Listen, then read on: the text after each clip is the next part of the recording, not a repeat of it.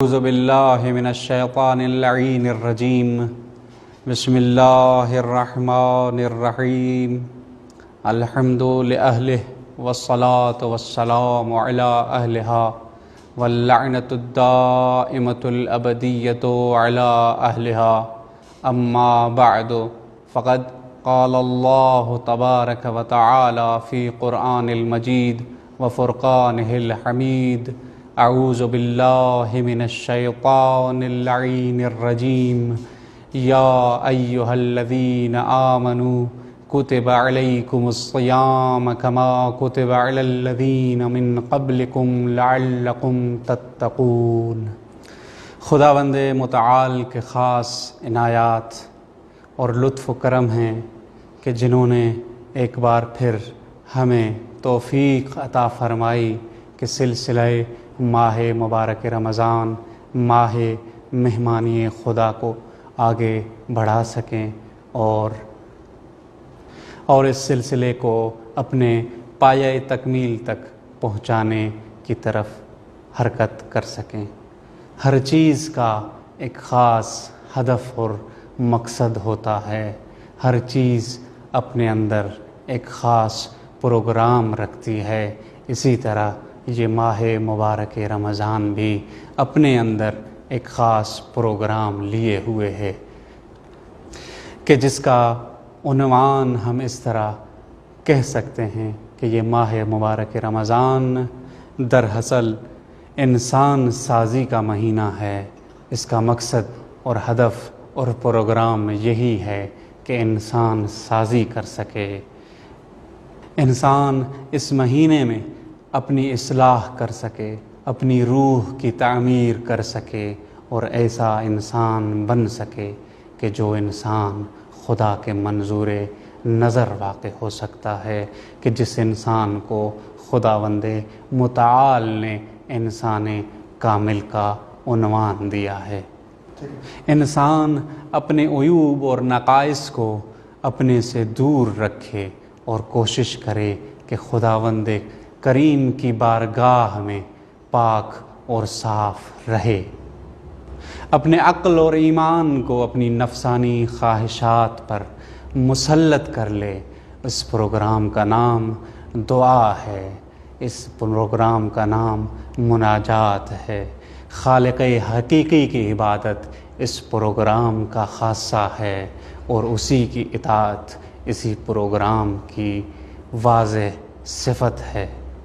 در حقیقت یہ مہینہ خالق حقیقی کی طرف جانے کا اور ان کے اوامر اور احکامات پر عمل کرنے کا مہینہ ہے، تاکہ خداوند متعال اس کو پرواز کے پر عطا کرے۔ اگر رمضان المبارک کو اس پروگرام کے بغیر تصور بھی کریں تو یہ اسلامی تعلیمات کے برخلاف نظر آتا ہے۔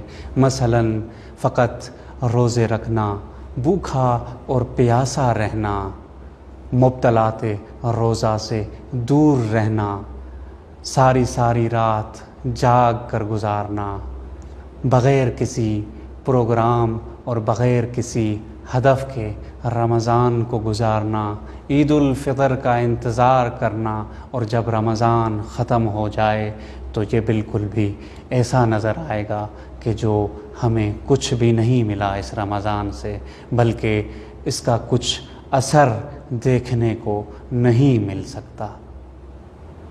اور یہ ہمارے روزے وہی معمول کے مطابق رکھے جانے والے روزے کہلائیں گے کہ جو خداوند متعال کے ہرگز بھی منظور نظر نہیں ہے، کیونکہ اسلام تو یہ نہیں چاہتا کہ ہم اور آپ پورے مہینے اور مہینے کے 30 دن بھوکے اور پیاسے رہیں، بلکہ اسلام اور رمضان ہم سے یہی چاہتا ہے کہ انسان روزہ رکھے اور وہ روزے کے ذریعے اپنی اصلاح کرے، اپنے روح کو ملکوتی پرواز دے سکے۔ کیونکہ روایات سے یہ چیز واضح ہے کہ بہت سارے ایسے روزے دار ہیں جو اپنے روزے سے سوائے بھوک اور پیاس سے کوئی اور لذت محسوس نہیں کر سکتے۔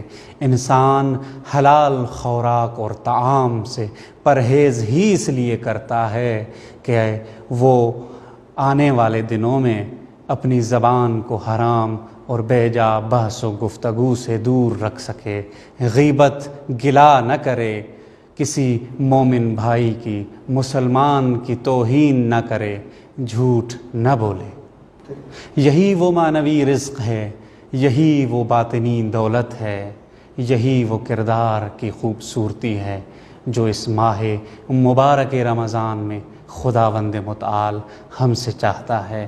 در حقیقت یہی وہ ملکوتی تر و تازگی ہے جس کا خداوند متعال ہم سے طالب ہے۔ ایک روزہ دار عورت رسول خدا صلی اللہ علیہ وآلہ وسلم کے حضور تشریف لاتی ہیں۔ رسول اکرم صلی اللہ علیہ وآلہ وسلم چند کھجور اور دودھ لے کر آتے ہیں اور فرماتے ہیں کہ بسم اللہ، نوش جان، بسم اللہ کریں۔ تو عورت وہ فرمانے لگتی ہے کہ یا رسول اللہ میرا روزہ ہے۔ رسول اللہ پھر سے فرماتے ہیں کہ نوش جان، بسم اللہ کریں۔ عورت فرماتی ہے یا رسول اللہ مجھے روزہ ہے۔ چونکہ وہ عورت اپنے تئیں روزہ دار تھی، ظاہری شکل اور صورت اس کی روزہ دار والی تھی۔ رسول اللہ نے فرمایا یہ کیسا روزہ ہے کہ تم اپنے مردہ بہن بھائی کا گوشت کھا کر آئی ہو، اور فرمایا قے کرو۔ جیسے ہی رسول اللہ صلی اللہ علیہ وآلہ وسلم کے یہ الفاظ دہان مبارک سے باہر آئے، بے ساختہ عورت کے منہ سے قے نکلی اور اس قے میں گوشت کے لوتھڑے تھے۔ تو انسان جب روزہ رکھے اور گلا غیبت کرتا ہے تو اس کا مطلب یہ ہے کہ اس نے ظاہری روزہ تو رکھا ہوا ہے بلکہ اپنے روح کی اس طرح تعمیر نہیں کر سکا کہ جو حقیقی روزہ دار کی صفت ہے۔ کہا جاتا ہے کہ انسان جب جھوٹ بولتا ہے تو انسان کے منہ کے اندر بدبو ہونے لگتی ہے جو 7 آسمانوں میں مکین فرشتوں کو اذیت کرتی ہے۔